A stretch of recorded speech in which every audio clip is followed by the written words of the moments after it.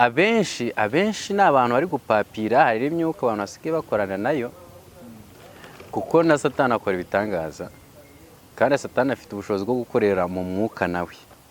So Theogene ejo bundi apfa bitewe n'uburyo njyewe namukundaga. Mani nararize serious. Theogene ntabwo ari ku rwego rwo gutangwamo igitambo. Ntabwo Imana itanga ubugingo bw'uwayo uyubaha. Ntabwo bishoboka.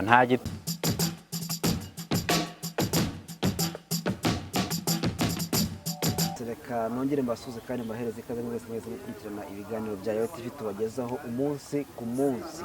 Tuze gukora subscribe, like, share ndetse na comment kugira ngo ukomeze kubona natwe ibiganiro bigiye bitandukanye. Uyu munsi twagize umugisha wo kwakira umusore muri mumara kuri kamera zacu. Reka tumuhereze ikaze atangire twibwira ubundi tujye twaganira tuzanye. Tubahe ikaze. Yego murakoze cyane. Nitwa Didas Turirimbe. Turirimbe? Yego. Neza mugiye turirimbe.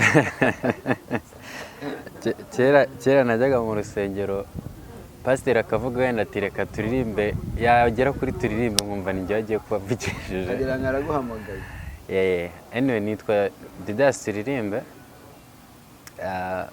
Ubundi njye mvuka mu karere ka Burera ariko sinahabaye, nabaye Musanze. Niho ubu ngubu mba. Hanyuma nkorera hano i Kigali. Didas rero tuguhaye ikaze. Ndi umusore ufite iyerekwa ritambutse. Umusore cyangwa umukobwa? Umukobwa urarigereza ariko dawe narafashwe. Yarafashwe cyangwa warafashe? Narafashe. Ariko byose ni kimwe. Byose ni kimwe. Iyo wafashe nawe uba warafashwe. Wenda nta kirabihamya. Uba warakiriwe. Ariko uzi ikindi nabonye. Uriya muntu utari wambara impeta ntago yakwiye kuvuga ko yafashwe. Buryo se? Nese reka ngo urugero. Buriya uri umucuruzi w'inkweto ngaca iwanyu nkakubwira ngo mbikiriza inkweto ngiye kuzana amafaranga, ukabona umukiriya ku kayo ngiye kukwishyura agahita agenda, wantegereza? Buriya nibaza ko icyizere gisobanuye iki? Icyizere kiraza amasinde. Impamvu inkweto ushobora kuvuga ngo reka mbe nyitanze, igihe usanga ufite izindi muri stoke ndetse ugakuramo imyenda ukavuga ati ariko buriya sinibaza ko impeta ariyo yasobanura ko umuntu ntawe ziba zikuramo. Ese we ntabuzi aba afite ubukwe afite n'uwo bakundana bikarangira, reka nshyira hano telefone itandiranje, bikarangira n'umurenge wari kuba uwo munsi bikarangira bipfuye. Birashoboka. Ariko aho habuze iki? Cya cyizere. Habuze urukundo. Umuntu ashobora gufata umwanzuro wo gukunda umuntu ariko utamuvuye ku mutima, ahubwo hari izindi mpamvu zibimuteye. Hari izindi mpamvu zibimuteye. Yego. Icyo gihe rero urumva anytime izo mpamvu zavaho urwo rukundo yaruvamo akikomereza ubuzima. Urumva rero ko iriya mpeta ntabwo ariyo yatuma izo mpamvu zitavaho. Ariko nibura hari abantu bamwereka mwereke ko ya mpamvu nyine nikomeye ariko ugasanga. Ariko hari n'abantu batinya impeta buriya. Bayitinya? Ngewe ngiye kuvugana n'umuntu nkabona yambaye impeta. Uvuga ati bashinze icumu. Uhita ugabanya ubavuga uti anytime ushobora kurya igiti. Buriya y'abahanga itavuga ati uyu nguyu wambaye impeta, uyu nguyu nyine aha niho sawa, nta ngaru ko babyita. Muvandi ihorere. Ihorere. Utavuga atanga nta ngaru ushobora kurya. Buriya niba hari ikintu mu gihe aribuze kuba byemeye ni sawa. Niba hari ikintu umuntu agomba gutinya akanacyubaha, ugomba gutinya umugore w'abandi. Umugore w'abandi n'umugabo w'abandi. Cyangwa umugabo w'abandi. Ariko si urebye ubona muri iki gihe hari umuntu ukibitinya. Ejo bundi sinabonaga ikiganiro wakoze hano se cy'umwana w'umusore watinyutse nyirabuja. Bo ntabwo bakibitinya ariko nyine bakwiye kubyubaha nibura. Mu muco bakwiye kubyubaha. Mu muco wanjye iyo numushe ko umuntu yubatse n'abaye n'umuntu mukuru kwa. Umuntu ukwiye kubaho. Ariko umuntu abantu benshi ariko ngira ngo nabaye igihe batitwara neza ko bishobora kuba impamvu yo kugira umuntu bubaho. ubundi nabonye ari ibintu bishobora gushingira ku mubano w'umugabo n'umugore.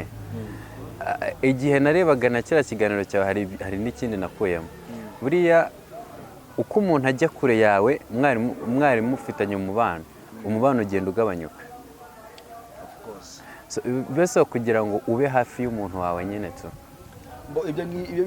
ibyo uvuze ngira ngo iyo uganira n'abantu benshi barakubwira buriya abagabo si ukuvuga ngo ni urundi rwango cyangwa iki, hari igihe baba bizi mu gushaka iterambere ry'urugo ariko ntibibuke ko basize mama w'abana mu rugo kandi abakeneye. Burya bajya bahaha itoke ariko bamenye ko ari umuntu wategereje mu bundi. Buriya rero ikintu gituma umuntu ashaka aba ashaka kubaka umuryango no kuwagura, ariko by'umwihariko no kwiyubaka we. Rero iyo washatse hari ibintu ugomba kwirengagiza kandi wabikundaga. Hari n'ibyo ugomba gukora uzi ko ushobora kubyuka umugore akakuzengereza bya hatari ukananirwa gukora akazi wagiyeyo, bikaba byakuviramo kwirukanwa. Birashoboka cyane. Niyo mpamvu rero kugira ngo ubeho neza ni uko ubanza kubaka urwo rugo rwawe neza.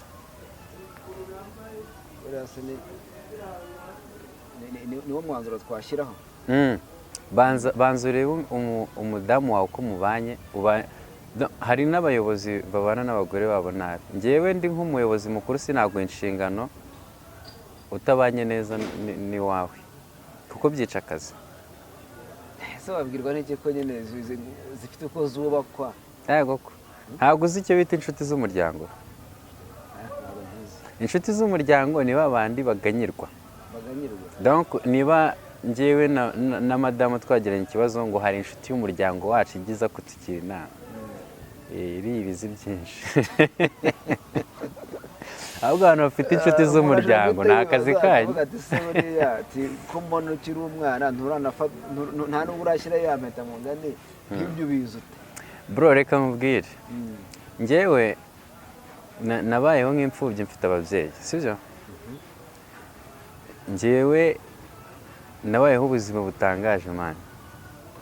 Hari byinshi namenye ku ngo kubera uko nabayeho nyine, kandi nabaye mu ngo nyinshi, kandi n'iwacu dufite urugo. Neza ubwo urumva nafite amakuru. Iyo experience urayifite ngo ntiriba ari umukuru nk'umuto wariraye, urumva warariraye. Narariraye ndanarikesha ndanaryirirwa, kubera ko hari ibyo mvuga nabonye mu rugo, hari n'ibyo mvuga nabonye aho handi. Yego, ubuzima bw'umuntu rero ushobora kumuha experience y'uko agomba kubaho. Cyane cyane buriya nk'ababyeyi ibintu bakora bajya bamenya ko abana bari kubareba, bari no kubumva.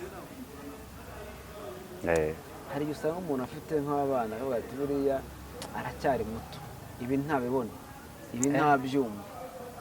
Bro, ubu niba uri umwana wagakwiye gutangira kumuhisha ibyo nakita nk'amabanga akomeye ku myaka ingahe? None si bakubwiye ngo iyo mu bintu leta ikangurira abantu harimo kwirinda kubabaza umugore utwite, sibyo? Kuko umwana uri mu nda ashobora kuvukana ibyo bikomere. Urumva igihe ugomba kumuhishira ibyo bintu ni igihe ukimara ko yatwise utangira kwitwararika cyane. Njyewe nabonye mama arira mu rugo mani, sibyo? Arizwa na vie.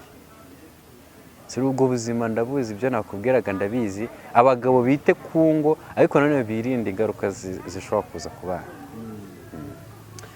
Ako kara kagezemo rero ngira ngo ni Didas turirimba nk'uko yabibabwiye. Aha turi ni kuri Yawe TV, niwe tugiye kuba tuganira mu kiganiro cy'uyu munsi. Urumva ko ni umuntu uzi byinshi, ariko wenda icyo tuzashaka umwanya wacyo. Reka twigarukire, nzi ko uri umuntu uri umunyamakuru mugenzi wanjye.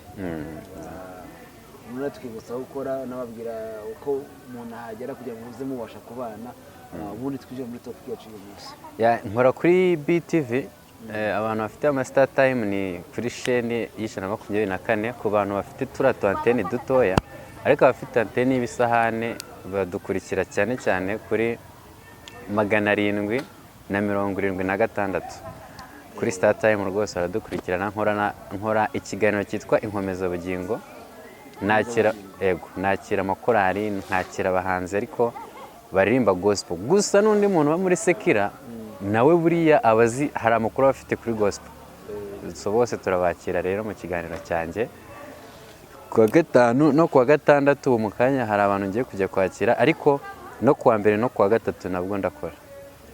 rero turimo turaganira n'umunyamakuru wirambye mumazemo igihe afite ubunararibonye, niyo mpamvu tugiye kuganira kuri gahunda zimwe na zimwe by'umwihariko tugendeye ku matorero.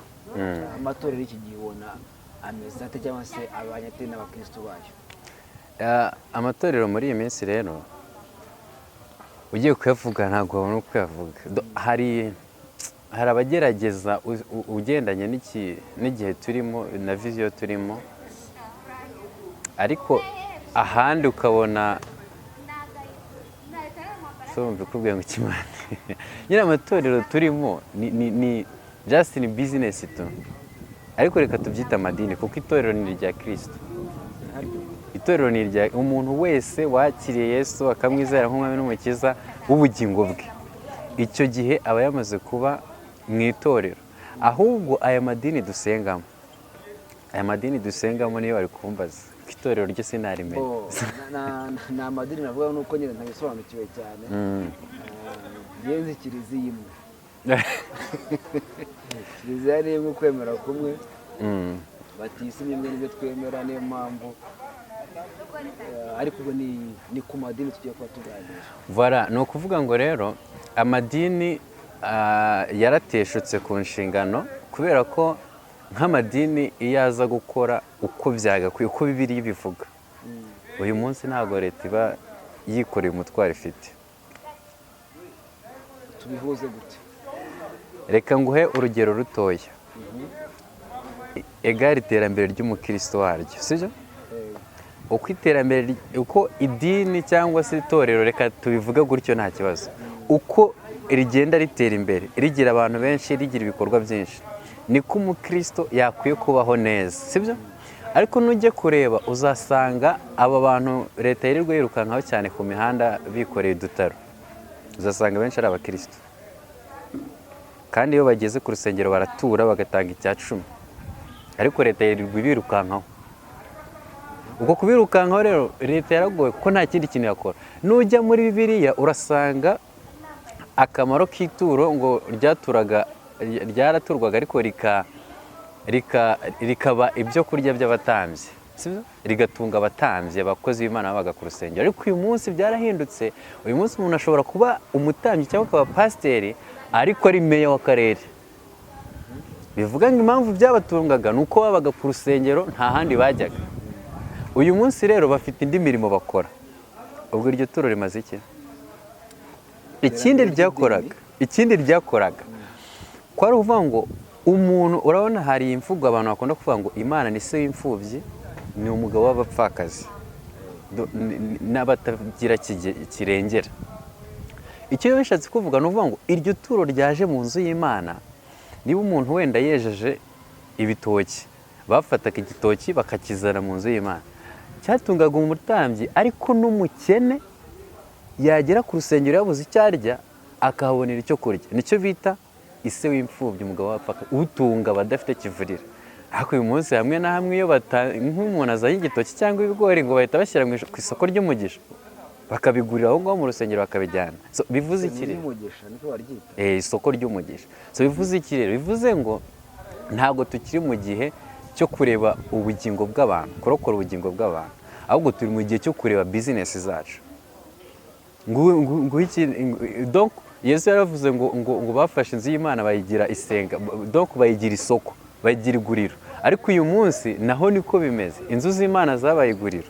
Ejobundi hari ahantu najyanye na korali yitwa Gosheni y'i Musanze, umuntu azana amata bahita bayagurishiriza aho ngaho. Tuvuge ngo muri iryo torero nta muntu wari ushonje amata cyangwa warabuze ibyo kurya cyangwa ibyo kunywa. N'ubundi nyine umukire arakomeza we nk'umukire, nta kitorero rimumariye.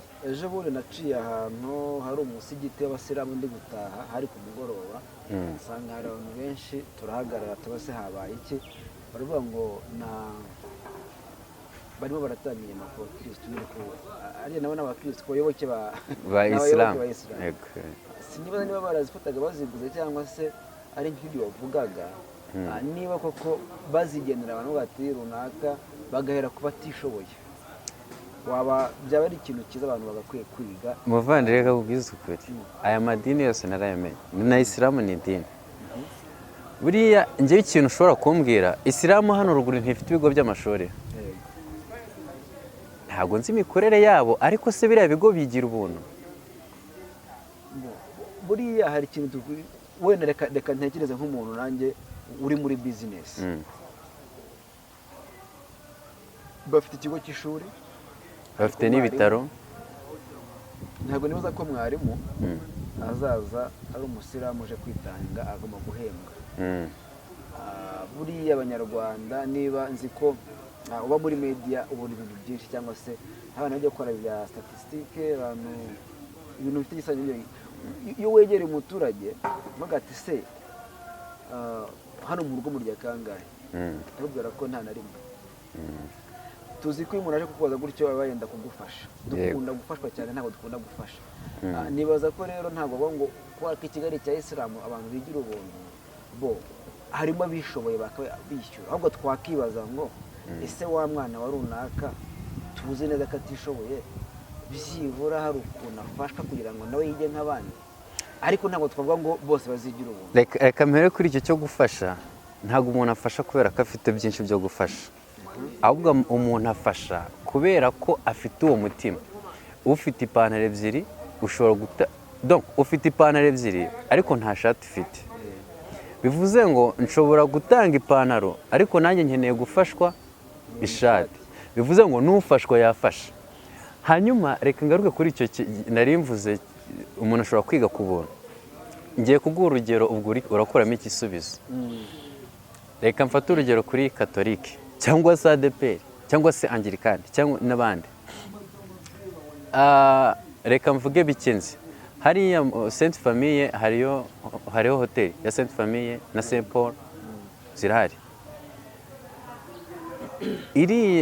Hari umukristo uri Rusizi wa Kiliziya Gatolika, iyo atanze ituro wenda ryubaka urusengero aho ngaho, ariko ni naryo rivamo icyiza kubaka ya hoteli, sibyo? Ya hoteli irakora ikinjiza, na rya shuri rya Katolika rirakora rikinjiza. Hanyuma bivuze ngo buri kimwe cyose kiritunga. Icyo bishatse kuvuga, umuntu uri kwiga mu ishuri rya Kiliziya yashobora gutungwa na rya turo riri kuva ku Kiliziya. Hanyuma iryo turo riri kuza kwishyurira uyu mwana yakwiye kwigira ubuntu, kuko hoteli iri kuzana amafaranga yo gusapotinga wa mwarimu n'aba bakozi. Reka tujye kuri ADEPR. ADEPR ifite Dove hano, hoteli Dove. Umukristo yarishyuye. Harya ubwo iyi Dove imara iki umukristo? Icyo yakwiye kumumarira ni uko nava i Huye agiye wenda Nyagatare akagera i Kigali bukamwiriraho, ashobora kujya kurara muri iyo hoteli for free kuko yarayubatse, yatanze ituro ry'ubu. None se amasuku yakorwa n'iki? Nibaza ko we hoteli ntabwo yinjiza, yagakuriho nane pourcentage runaka. Byose birakorwa. Niba nishyura 50 wakashobora kuzakavuga ati wishyura. Voilà, byo byakozwe. Sinzi imikorere yabo. Njyewe navukiye muri ADEPR. Ubwo nenge kukubaza ko numva nyine hari ukuntu ubundi usengera muri hedini kugeza uyu munsi. Nsengera muri ADEPR. Ndi umukristo wabatijwe. Kandi kuba umukristo ntabwo ari uko masengera, kuba umukristo bituruka ku mutima wanjye, sibyo? Reka tuvuge wenda itorero wenda ry'ahantu runaka rituye miliyoni 2 ku kwezi. Miliyoni 2 ku kwezi ntabwo zahemba umwarimu ahemba ngahe? Umwarimu biterwa na digiri afite uko ihagaze. Ariko ibigo bya leta renje barimo. Yego. None uyu mwarimu wigisha muri segonderi, aya mafaranga ntabwo yajya kubahemba? Hanyuma amafaranga icyo kigo cyinjiza ajya he?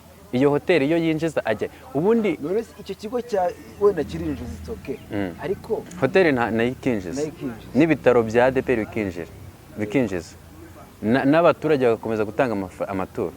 Kuki iyo bagiye kubaka insengero bashyiraho ituro ryo kubaka insengero zigakomeza zigakama abo bantu? Kuki ya mafaranga yatuwe atubaka insengero z'aho ngaho? ngewe ikintu ushobora kwemera keretse umbwiye ngo wenda turi itorero ryitwa Inganji, iri torero ryitwa Inganji rituye amaturo, aya maturo agiye kuguma ahangaha, niba hari umukene tuyamufashishemo, niba hari ibikorwa bigiye kubakwa hano byubakwe, buri torero rikitunga. none se nta bikorwa bijya byo gufasha abantu batishoboye muri ayo madini? Iyo hagiye kuba ibikorwa byo gufasha abatishoboye n'ubundi barabaka abakristo. Ngewe nakoze ubushakashatsi nsanga umuntu w'umukristo witwa umukristo niwe ubayeho nabi muri iki gihugu. Nguhe urugero, katuvuge ngo agize imyaku ni umuririmbyi muri korali. Korali tubyita imyaku, ni imyaku. Korali nijya kugura ibikoresho bya muzika bagiye kumusaba umusanzu we, sibyo? Icyo gihe barakenera n'inifomu bamwaka umusanzu, bafite n'igitaramo bamwaka umusanzu, ni mu kwezi kumwe na soroti umwaku nyine tike kuko yagiye.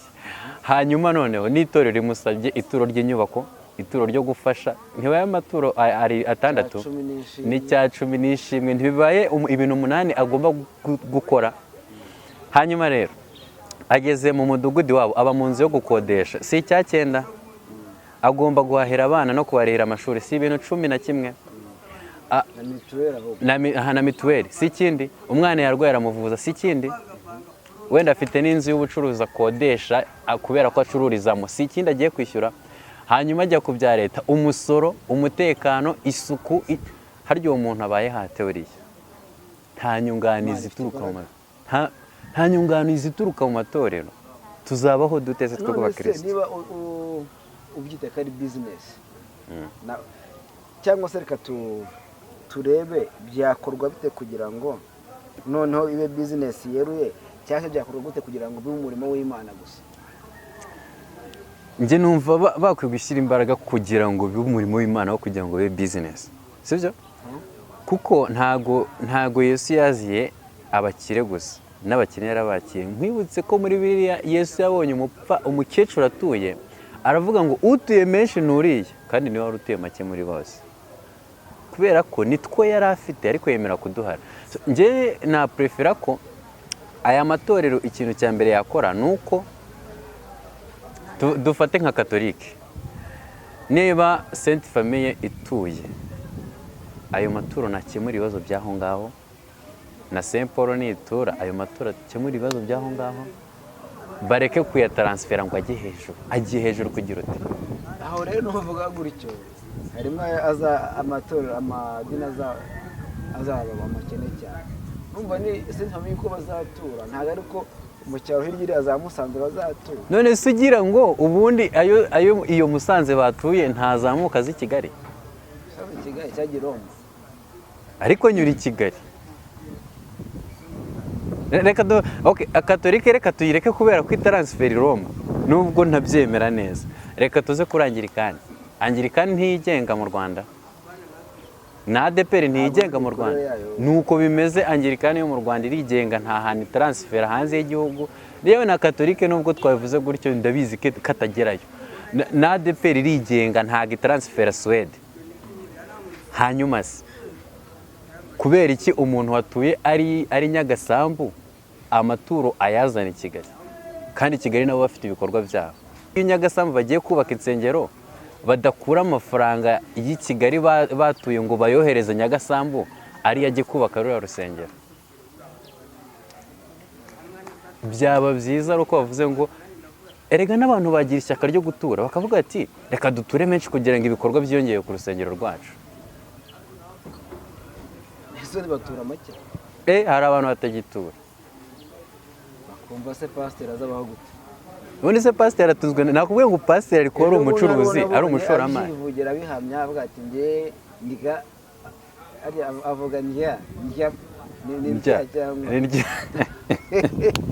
cyangwa kuvuga rya amaturo, barega mu maturo.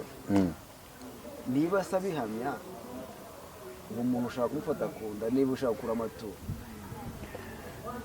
Hari abantu, reka nguhe urugero, abo twibaze ayarya ate? Ayo maturo yo amugeraho, uyu mupasiteri wo hasi yamugeraho, niko ubizi?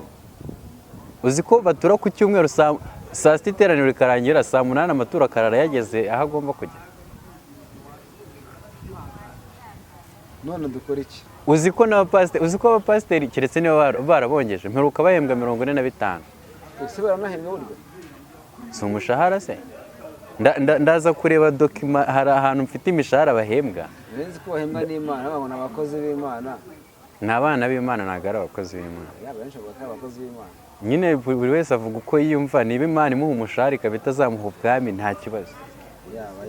bariya n'abakozi b'Imana, twe tukaba abana b'Imana, bajye baza bakore kwa data ntacyo bitwaye. ubuntu.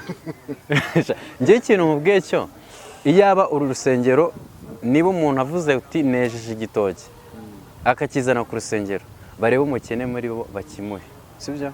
nawe arara ariye, hari igihe ari ryo geno ry'Imana. ariko ibaze kuba waje gutura igitoki, umuturanyi wawe arashonje, ukavuga uti nibura kigiye gukora umurimo w'Imana, bakakigurisha amafaranga avuyemo bakayashyira muri aya maturo. harya ubwo we wazongera kujyana igitoki cyangwa wakijyanira wa mukene mutoranye? ariko sinzi, dukwiye no kugira imyumvire wenda yo gutekereza, kuko kubitekereza gutyo n'abakristo bacu bakwiye gutekereza bavuga ati se uwo undi gutura kwa nyako ni ugutura mu kiliziya cyangwa se mu rusengero cyangwa se mu musigiti? nareba akamaro k'ituro. ituro muri Bibiliya rivuga iki? ni ibyo kurya by'abatambyi no gufasha abatishoboye no kubaka ibintu biri aho ngaho ku rusengero kugira ngo itorero rikomeze ritere imbere. niba ashaka gutura cyane, arebe ikintu kiri ku rusengero cyabuze. ku rusengero iwacu hakeneye akarobine, nta mazi dufite meza, agenda azana amazi. iryo ni ituro rikomeye cyane, kuko rigiye kuba igikorwa remezo, kirafasha ibintu byinshi wowe utatekereza. umuntu azagira icyaka afungura amazi anywa, umugenzi azaba yihitira icyaka kimwica afungura amazi anywa, sibyo? ariko nayazana mu maturo, ayo maturo azazamuka ajye kwa ba nyirayo hejuru. hanyuma avuga ati ko nejeje ibirayi, ko nejeje ibitoki, ko nejeje, ndabijyana mu rusengero mbiture, cyangwa kubera ko ari ibyo kurya n'ubundi by'abakene, iyo bigeze mu rusengero bikaba bitabageraho, reka njyewe mbihereze ubikeneye. iryo naryo ni ituro. reka twibaze wenda ibi bintu turimo turavuga cyangwa se uri kubabwira nk'umuyoboke cyangwa se umunyedini wa ADEPR, pasiteri ushobora kubyumva yagufata ate?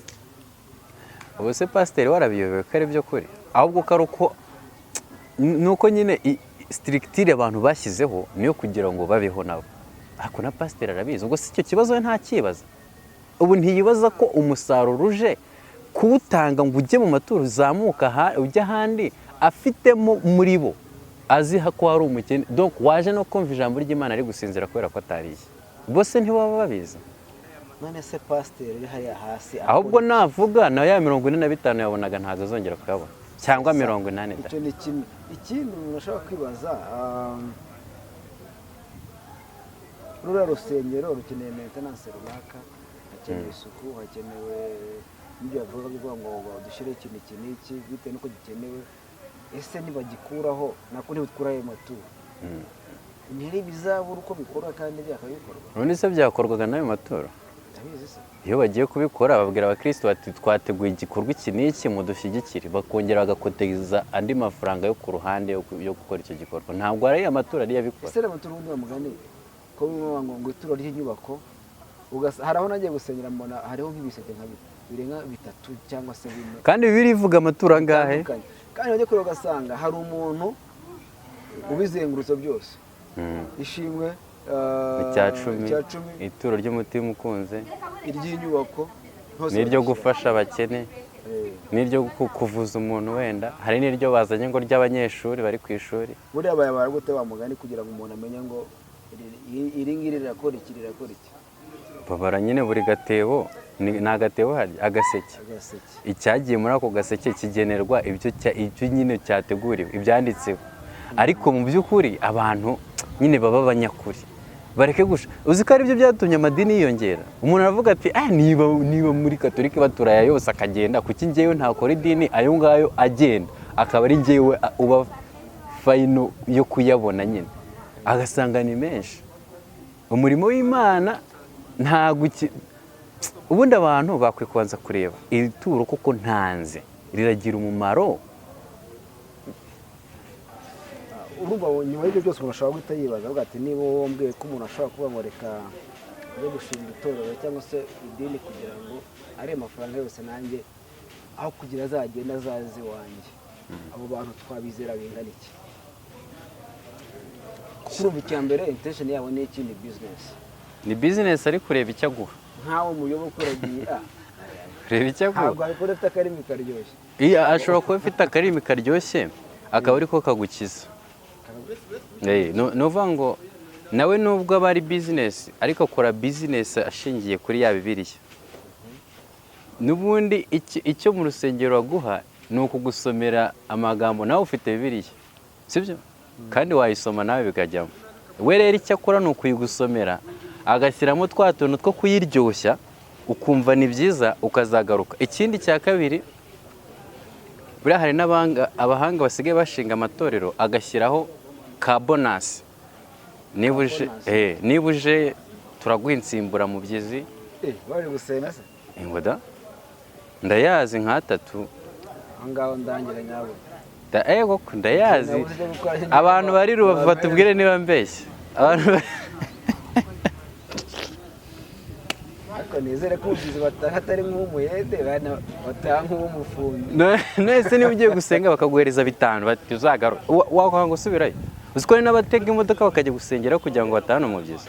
None se ubwo abo ngabo ahubwo abahungu ari hose aho urumva ariko nabwo nyuma biragera ntibayaguye kubera ko bo bakoresha uburyo niba waje koko bazana umuvugo utumura gukomveka ku buryo wumva aho ngaho ariho haba Imana nyine ari ugomba gusengera. bayatanga rimwe cyangwa kabiri. Bo baravuga bati reka tubamenyereze ukwezi. Nese niba baguhaye 5 ugaturaho harasigara ngahe? Ugaturaho? Ugatura. Ase nawe no gutura kandi numva nese abo utatura gutura gutura ni itegeko ry'Imana. ibyo rero ngira ngo wenda ubizi kutusha n'abandi bamaze kutubwira badukurikiye n'abafite uko babyumva kugiye gutandukanye. Tugaje ku kintu cy'abahanuzi by'umwihariko kuri iminsi tugezemo, ubona bameze bati? Sinzi niba hari ubuhanuzi bukibaho buzima, ariko n'Imana yababwiye ngo hari ibihumbi niba 7 niba ari bingahe bitarapfukamira Bayali. So rero abenshi ni abantu bari gupapira, hari imyuka abantu basigaye bakorana nayo kuko na Satani akora ibitangaza kandi Satani afite ubushobozi bwo gukorera mu mwuka nawe. So ahubwo ikiza Yesu yaravuze ngo muzabamenyera mu mbuto bera. Nubona pasiteri yakubwirije yaguhanuriye ariko akaba nta mbuto afite, uwo jugunya. Ariko padiri ngo yaravuze ngo bumve ibyo avuga ntibare ibyo akora. Ariko nge uwo namwe murakurusha wagenda akajya kubikora yihishe akagaruka ari umwere. Oye ntabwo ukwiye kumwemera kuko Yesu yarabyanze. Ko erega ubundi ubuhanuzi bwiza no kwicara ugasoma Bibiliya. Iyo ngiye guhanura kambayeho. Iyo ngiye guhanura ndihanurira gusa ngewe. Iyo ngiye guhanura nsoma Bibiliya, mfata Bibiliya gutya nkagera gutya. Ubwo aho mfunguye nibwo buhanuzi bwanjye. No kugenda ukavuga ngo ngiye kwa Kanaka ampanurire. Mano uziko twebwe urabona nk'ubu ndi umusore. Ikintu cya mbere ugomba kumpanurira ngeze iwawe ni umugore. Hari ikindi se muri iki gihe umuntu yaguhanurira ungana gutya? Ni umugore, ni urugo rwiza, ni amafaranga, ni iki, nta kintu. Donc ureba umuntu ugahita uvuga ati uyu nguyu akeneye ibi. Sibyo? Hanyuma icyo numva umuntu yakora, umuhanuzi ukwihanishije kuvuga ati ihana ibi. Ngiye nshobora kumwemera kuruta wambwiye ngo Imana igwaye imodoka, iguhaye ihenze, iguhaye ama etage mu mujyi wa Kigali, iguhaye iki. Uwo kumwumva biragoye kuri ngiye. Ariko umbwiye ngo ihane wezwe ukiranukira Imana, uwo ni umuhanuzi rwose ukuri. Abantu bazabemera abo ngabo kwihana, kuko Imana ikorana n'umuntu wera. Kubwira ati Imana ikurinze impanuka, kubwira ati Imana iguhaye ibi, ntabwo wagira. None se impanuka ntiziriho nyine? None umuntu azi kugenda buri munsi mu modoka, nizi ayananirwa kukubwira ngo Imana ikurinze impanuka? Yakubwira ngo ikurinze ibiryo, ngo iguhaye ibiryo kandi ubifite? Oya, ntabwo ari ukugumura, ahubwo abantu dukizwe mu bwenge vraiment. Abantu bakizwe mu bwenge. Hari igihe umuntu arebera iyo ka urimo yo gukizwa cyane yo gushaka ngo Imana cyane nawe akagupfunyikira nyine kandi agahuza n'amarangamutima ugasanga ejo birabaye kandi n'ubundi wari umugambi w'Imana. Donc urabona nk'ubu ngubu iyo uri umushomeri udafite akazi ukaba hari umuntu muzi, njye hari umuntu, reka nkubwire story yambaye, sibyo? Hari umukobwa w'inshuti yanjye twakundaga kugendana, twajyanye gusenga, oya yarandangiye ngo njye gusenga ahantu njyayo, ngeze uzi ukuntu bamanuriye barambwiye ngo urumva umusore ntago naba, biragoye ko naba ntafite umuntu dukundana w'umukobwa.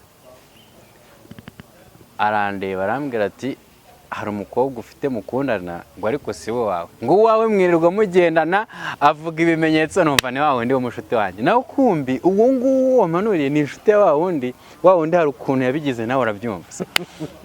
Rero abantu bakwiye kubanza kwiga ubuhanuzi. Imana ishaka iki kuri twebwe? Ni uko dukiranuka. Ibindi byose Paul yanditse ngo mubanze mushake gukiranuka, ibindi byose muzabyongererwa. Umuntu uzakubwira ngo kiranuka, akubwira ngo ihane ibyaha, uzamwumvire wihane, hanyuma witurize urebe ukuntu Uwiteka azakurwanirira. Iryo jambo riranditse. Wari wumvije iby'Imana n'amatwi yanjye ubu nshobora kurirota. Bibiliya kivuga ngo Imana izakoresha ibiti n'amabuye, sibyo? Nsumbwa n'igiti ku buryo Imana itangeraho. Ishobora kutahamagara mu ijwi risanzwe ariko nkarota. Imana imubajije gutyo, hari ikintu ababizi bazadufasha. Ubundi guhanura umuntu bikorwa bite? Ese Imana itumye ku muntu imuvuga mu izina, cyangwa se umuntu araza muri rusange ati hari ibintu bigiye kuba ibi n'ibi? Imana ishobora kugutumaho umuntu mu izina ryawe, akakubwira iti genda umbwirire umwana wanjye gutya. Ibyo ndabyemera, nk'uko yafashe wa wundi wagiye kubwira Dawidi yasambanyije umugore we wa Uriya. Noneho amusambanyije, Imana ihagurutse umuhanuzi, ntabwo ari kugenda kumubwira ngo wihane gusambana, umwami yari kumuca umutwe.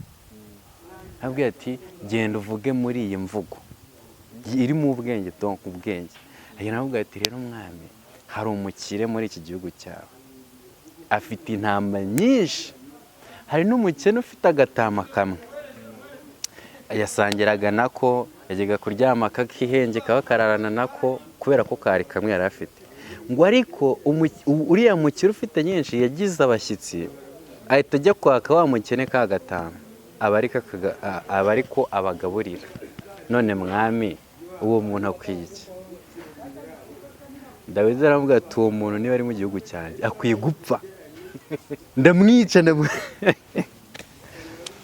Umuhanuzi aravuga ati rero mwami, Imana yambwiye ngo ni wewe, abagore muri ubu bwami bwose ni abawe, ariko wafashe umugore wa Uriya kandi niwe yari afite gusa, urangije uranamwica, yica na Uriya.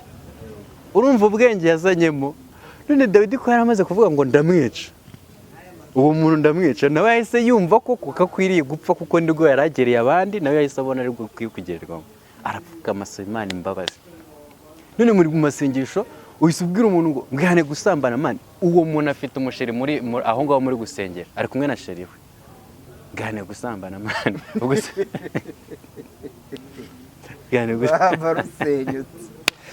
Rero abantu basigaye ibaza, wowe n'umugabo wawe mwagiye gusenga wenda, umuhanuzi araje abwira umugabo ngo ihane, ngo wirirwa usomana n'abakobwa ngo amaroji ntayatakuzi. Mani tekereza nawe urwo rugo wazamukana n'umugore wawe mwasubirana mu rugo. Nyine barazisenye barazisenye zarashize, kandi ni abahanuzi. So ubuhanuzi buri mu bwenge nibwo buturuka ku Mana. Impamvu nari nkubajije iki kibazo, nk'umukristo ubundi urupfu rusobanuye iki? Nk'umukristo urupfu bisobanuye ibihembo wakoreye. icyo bisobanuye uzi impamvu?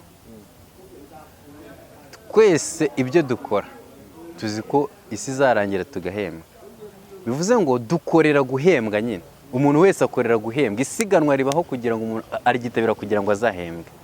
Ntago wahemberwa ibyo wakoze udapfuye, ntago bibaho. Urupfu rero ni ibihembo, ni igihe cyo kujya mu bihembo byawe.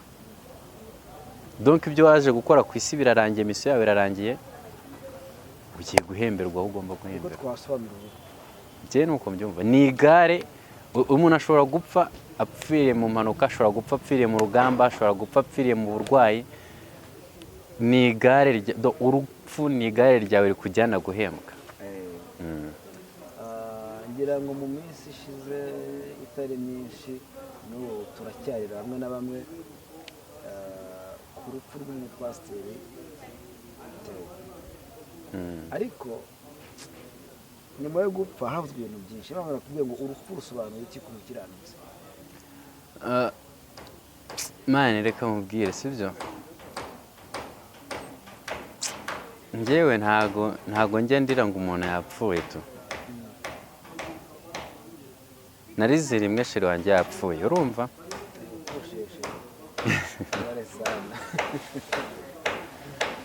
Urumva? Rero Theogene ejo bundi apfa bitewe n'uburyo njyewe namukundaga. Mani nararize serious, ariko njyewe numva mpfuye nta kibazo. Uzi impamvu? Mpfuye n'ubundi niba nzongera kubaho, niba narakoze neza, neze mu rusengero ntitwirirwa turirimba ngo tuzava muri iyi si twimuke iwacu. Ubwo nyine mba nimutse mvuye ahangaha ngiye aho nakoreye. So ntabwo kumukiranutsa akwiye kubabara, ahubwo nibaza n'impamvu umuntu arira. Kandi wa muntu yaravugaga ati, Pasiteri Theogene yakoraga kuvuga ngo ndi gukorera mu isi nk'umuntu uzayivamo kuko mfite aho ngomba kujya. Aho hantu yarahagiye, twebwe turababara turanarira, ariko we ntekereza ko yabyishimiye ko agiye.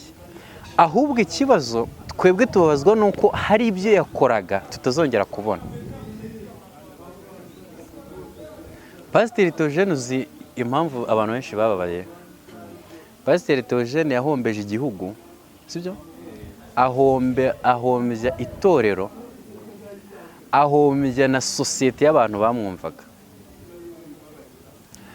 Iyo yajyaga nko mu ivugabutumwa, akenshi yazanaga abajyama. Kandi ikindi, urubyiruko rwamwumvaga vuba kubera ko turi mu isi y'ururimi yumva. Yatubwiraga ururimi twumva. Yafashije leta mu guhiga ibiyobyabwenge. Reka mbyite guhiga kuko hari abantu benshi baberetse kubera Theogene. Itorero naryo yararyunguye.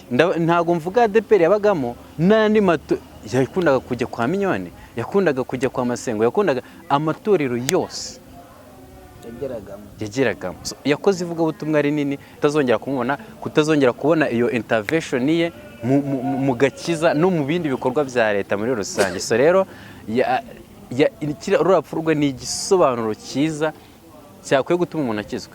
Avuga ati, nimpfa nzaba ndi mpagaze he?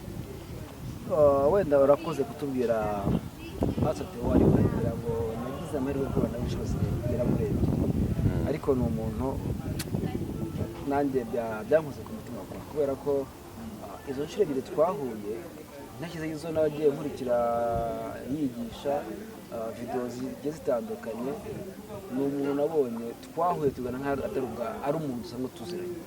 Ni umuntu wari hamwe, ni umuntu ubonaga ko, kandi urumva namwe nari mutumiye mu kiganiro, channel yanjye yari channel itazwi, ariko ntabwo yasuzuguye.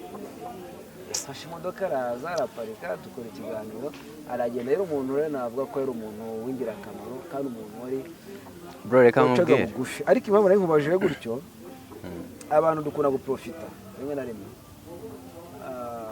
ukumva ngo ni njye wamuhanuriye ibi, nahanuye ibi, abandi ngo ni igitambo. Ese umukristo, umukiranutsi wuzuye ku rwego rwo tumuziho, wamutambamo igitambo kwa shitani gakuru? Umuntu uri kureba nka ruriya?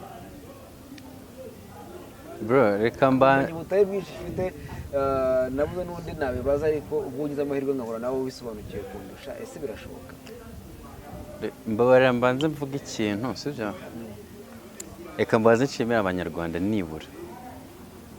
nibura nka Asiya iyo abonye umuryango umuri hafi sinzi niba waragiye hariya Nyarugenge bagiye kumusezera harakubise aruzura no hanze haruzura ahubwo abantu babura naho bashyira imodoka kubera ko hari abantu sibyo nawe ari wowe ukabona bari abantu bagukikije bose uje wese avuga ineza y'umugabo wawe zira n'izindi mbaraga yagize sinzi niba warabonye bari kumujyana abantu imihanda yose imodoka iri kubura hinyura biriya ni ikintu gikomeye abantu bamwigira mbo nakubwiza ukuri ko hari abantu baturutse i Huye baje guherekeza pasiteri nakubwira ko mukuru wanjye yaretse akazi akora mu Kinigi muri ya mahoteli no mu Kinigi yaretse akazi ava i Musanze aza hano arambwira ati ndajya mu rusengero ndajya n'i Rusororo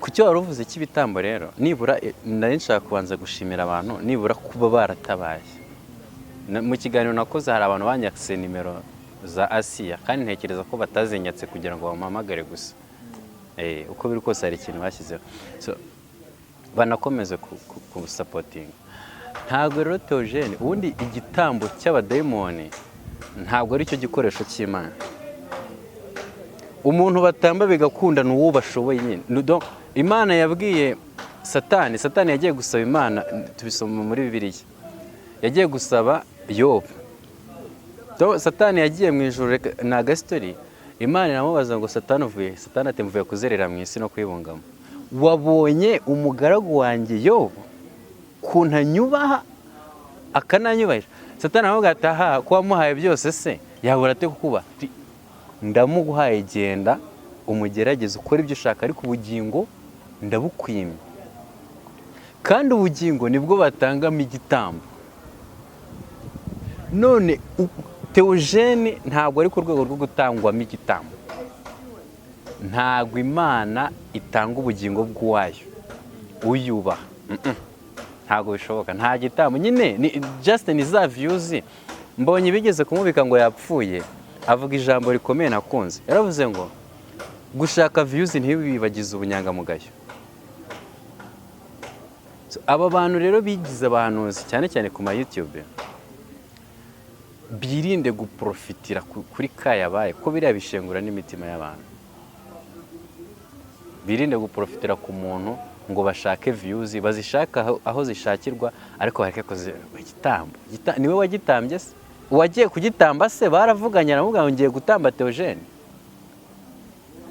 ubundi se ngira ngo abagiye babinganiza bavuga ko utamba umuntu ukunda cyane kuruta abandi ariko mufite aho muhuriye n'isano yo mu maraso Theogene yatubwiye ko umuntu bafitanye isano yo mu maraso ari umwe ari Nyirasenge niwe wamutambye se ubwo okay Theogene yatanzwemo igitambo sibyo agitangwamo na Nyirasenge niwe wagitanze ningo none se bari kubeshya iki abandi ngo barabihanuye ko hari umuntu ukomeye ugiye gupfa nyine byo mu buryo bwinshi ariko bamwe nuko wari ubivuze twirinde gushinyagura uriya ni umuntu w'abanyarwanda yari umuntu wacu twese ni umuntu wagize akamaro gakomeye nk'uko wabivuze twagakwiye guherekeza nk'uko tw'abanyarwanda bamuherekeza n'amagambo dukoresha yakabaye ari muri buriya buryo usibye ko Asiya ari umuntu nabonye ufite umutima ukomeye umuntu wenda yanamushima Asiya ni umugore wa Theogene wenda hari ababyumva bakaberwa si wariwe usibye ko nabonye ko ari umuntu ukomeye ufite imbaraga iyo ataza kubona abantu bangana kuriya bamuri inyuma sibyo yarangiza kumva ibyo bintu biri ku ma YouTube harya we yari kuba hati noneho mutekereza abantu bafashaga abantu bari iwabo bafasha bagaburira ubuzima bwa buri munsi bishyura amashuri ibaze iyo Asiya yumva nk'icyo kintu wumva abantu bose uwo muntu umwe yari kubahemukiye Asiya ari kuvuga ati mumvira ahangaha sibyo mumvira ahangaha ariko uyu munsi atewe ishema nuko haraba nubwo yabivuze ni umwe cyangwa babiri cyangwa batatu nanjye nigeze kubibonaho kuri YouTube ariko abantu rwose bareke gushinyagura no gushinyagura, ahubwo baterwa ishema no gusapote, gutanga ubufasha bwabo ku bandi. Ni naryo shema ryawe rega kubona hari umuntu ubayeho kubera ko wabigizemo uruhare. Sikumani Theogene inzu ye yabaga itari yanarangira akajya kubakira abantu. Nawe so bivuze ni nk'ubuhamya utanze, waramutumiye aza YouTube channel yawe idafite n'abasubscribe, itanatwika, akoresha essence yaraza mani. Pastor Theogene yaramaze kugira amafaranga, afite imodoka ye yitwara, akajya hariya bogereza imodoka bahita ngo iki, akajya mu Kinamba koza imodoka yari kumwe n'abantu mani, kandi akabishyura, kandi yabafashije koza.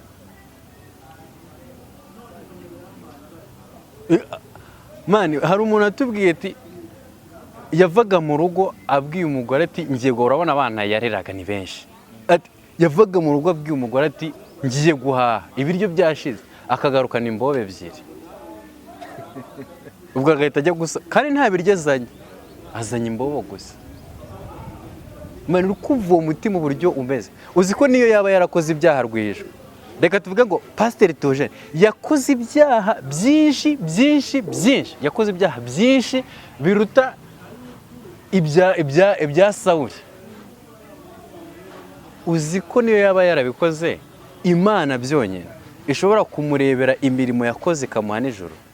Nguha urugero, umugore witwa Dorcas muri Bibiliya, ikintu yakoraga ni kimwe, yadoderaga imyenda abantu ngo uwambaye ubusa akamudodera imyenda gusa. Uzi ko yapfuye abantu bakarira bakibutsa Imana ya mirimo.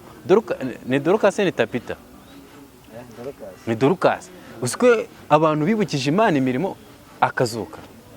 Ikintu natekereje ubundi ku rupfu rwa Theo, narebye icyo wasize amarira abantu bari kurira, wese Imana ntiyagirire aya marira abantu bafite, agakora igitanga n'ibyo yakoraga kera, nubwo ko bitakunze. Ariko ni ku muntu nkura n'umuntu ntegereje bwa se, ubundi hari umuntu upfa kubyakira bikakurana, ariko buriya ntabwo bishobora kuza kugeraho tukumva ngo yongeye yazutse. Ubundi nari natekereje ibintu bibiri, numvaga ko Theogene atapfa, urumva, kubera yaragifite ibintu byinshi byo gukora. Ikindi cya kabiri, numvaga ko nubwo yapfa, nibura uriya muhanzi bari kumwe witwa Donati watarapfa, kugira ngo azavuga uko byagenze nyine. Nuko njye nabyumvaga, barambwiye ngo ari muri koma, navuga okay, ubwo ari muri koma ntabwo Imana iremera ko apfa, azatubwira uko byagenze. So rero nagize ibyago, reka mbyite ibyago, umuntu wampamagaye ambwira ko Pastor Theo yapfuye, ni umuntu dutera burage umunsi ku munsi, rero ngenda ndaseka bagatoka mbwira ni iki nyine bifata nka burage. None yabimbwiye ngibyuka, ngeze muri salo, telefone irasona, ndamwita, baramwira ngo Pastor Theo yapfuye. Nanjye no kumubwira nabi, ariko baramutera burage, ndayasimana nk'ibyo bintu buri, ariko ntibase burage dutera ntabwo ari ibintu bigeze kuri urwego. Ampulisi Theo si umuntu duvuga ngo ni inshuti yanjye ya hafi bari guteraho burage, ndafata telefone, smartphone, ngifungura connection gusa, poste zose nibo nemeye kuyakira, ariko umuntu numvaga nyine Imana ijya idufasha, urupfu rwakira byaratunaniye, ariko by the bro, ngewe hari urubuga mbaho rwitwa All Gospel Today rwa WhatsApp rw'abahanzi, abanyamakuru, abantu bafite aho bahurira na gospel. Niho nabonye iyo nkuru bwa mbere ngewe, kurumva haba harimo inshuti za hafi za Theogene. Njye natangiye kumenya saa 2 akiyikora, saa 2 nge byahise binge, kandi abantu benshi byamenyekanye mu saa 4 cyane niho byatangiye gusakara. Noneho nkimara kubimenya navuga ni kwa kundi nambonye baramubitse ngo yapfuye, numva nta bidasanzwe man. Mu gitondo saa 12 ho noneho umugore wa Theo yari yamaze kubyemeza ko byarangiye. Ntangira guhita njya kuri YouTube kureba ibiganiro bya Theogene, kureba ibyigisho bye man. Niriwe ndyamye, ndara ndyamye, ndi kubanza kubyakira kuko sinari gushobora kujya mu bantu ngitekereza ibyo bintu. so rero Theogene yaragiye Imana imuha iruhuko ridashira, ariko natwe dusabwa nibura gukora cyane nk'ibyo yagerageje gukora. Hari abantu benshi bamurusha amafaranga, nibura ntibakore nk'ibyo ariko bagerageze nibura bagira abo bafasha. Uravuga ngo ikintu nanjye nakongera ngaho kuri Pastor Theo, yakoze byinshi kandi byiza, ntabwo ariko twahitiramo Imana itizamuhenda. Nzi ko izi byiza byo kurusha uko tubizi, twahuye kabiri amaso ku maso, ntacyo nzi kuri we, ariko Imana iramuzi, Imana imufasha. Ariko turebe ikindi kintu kimwe twakwigira kuri Theo. Theo ntabwo yafashije abantu kubera ko afite ubutunzi. Theo yafashije abantu nk'umuntu ufite icyo arusha abantu ari gufasha, kandi bivuga ko ntabwo yabafashije kugira bagaburire gusa, yabafashije kugira ngo anabahindure, kuko ntabwo yaza ajya muri ADEPR mu rusengero bafata umuntu amutware mu rugo, yazanaga ku muhanda. Niwe yigishije nk'uko Yesu yavuze ngo muzabigishe bemera bazababatize, niwe yagaburiye. Ntabwo ari uko yari afite ubushobozi burenze ubw'abandi, ahubwo ni uko yari afite umutima ukomeye, yari afite umutima wo gufasha ahereye ku bantu badakijijwe kandi bataye ubuzima bwiza. Si uko yari afite amafaranga, ariko atabarutse uyu munsi ari umugabo ufite ijambo cyane, kandi yatangiye no kubikora nta n'ikintu, ari umuntu utazwi. Ngira ngo iyo aza kubikora uyu mwanya aho yarageze aha ngaha ntitwari kumumenya. Umukire ashatse wafashije umukene, ariko yabikoze ari umukene, yabikoze ari umukene, arwana nabyo, yarageze ku rwego ko ari umugabo ufite ijambo rikomeye. Reka atubere icyigisho, tunamukorere mu ngata. Nibyo nakubwiye ngo nufashwa yafasha. Hari ukuntu abantu tugera gutyo tugasanga hari video muretse kureba umuntu wayinyohereje, yampaye link yari kuri TikTok, ubuhamya bw'umuntu wagiye kwa muganga. Amafaranga yasabwaga ni akavidewo kari mu rurimi rw'igifaransa, ariko amafaranga yasabwaga, yahamagaye inshuti, yahamagara umuryango kugira ngo bamubage, arangije arayabura. Amaze kuyabura abwira dogiteri ati dogiteri reka ntegereze, ntabwo ayo mafaranga ntazaboneka. Dogiteri avuga ati nuko bimeze. Dogiteri arangije aramufata aramuvura. Amaze kumuvura ahamagara umuryango avuga ati umuntu wanyu yapfuye, kandi yamuvuye. Abarira duhereza umurambo, ati kugira ngo umurambo uboneke hakeneye amafaranga y'ibitaro kugira ngo mutware umurambo. Barahindukira barareba nta minota ingahe amafaranga bamaze kuyabona, baramuhereza. Amaze kuyamuhereza arafunga, ati dore umuntu wanyu twaramuvuye yarakize. Akiri muzima amafaranga yarabuze, ariko yapfuye amafaranga yabonetse. Uyu mupfu arakundwa, twari benshi, ariko ntibirangire ngo bisize umuryango ufite abantu yafashaga, wayo n'uwati ibintu bitakomeza. Njyewe ubwo Theo namenye amakuru ko yapfuye, hari umushinga yarashaka gutangiza. We yari yarabwiye ngo Sabe, aramubwira ngo nshaka gutangiza ikintu ku buryo naho napfa abana nareraga n'abandi bashamikiyeho nibura bazakomeza kubaho, ntibareke kubaho kubera ko nabuze. Wagira ngo yari yanabimenye. Ahubwo njye numvaga nka Sabe n'abandi nabacita natwe twese nawe twavuga tuti wa mushinga wakorwa, aba erega hasigaye umugore, hasigaye Asiya, afite nk'uwo mushinga uramufasha, ntago yagorwa n'ubwo buzima. Ariko njye ngira impungenge kwasho, nubwo yabirahiriye akavuga ngo bana banjye nzakomeza kubana namwe, kandi ibyo dadi yabakoreraga nanjye nzabikora.